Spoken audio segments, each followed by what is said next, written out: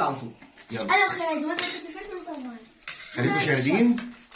والتحدي ده احنا عملناه علشان خاطر اتطلب مننا في الكومنتات من حبايبنا واهلنا اللي متابعينا، وبالاخص عبود اخويا وحبيبي وصاحبي في السعوديه. قال لي العيال وحشوني وعايز اشوفهم. عملنا تحدي ومريم معانا اهي، ومازن ومروان وخالد اخوهم، كابتن فارس اخويا وصاحبي. وبص علبة الكشري دي انا اخد ثمنها منه يعني. ده بياكل ايه؟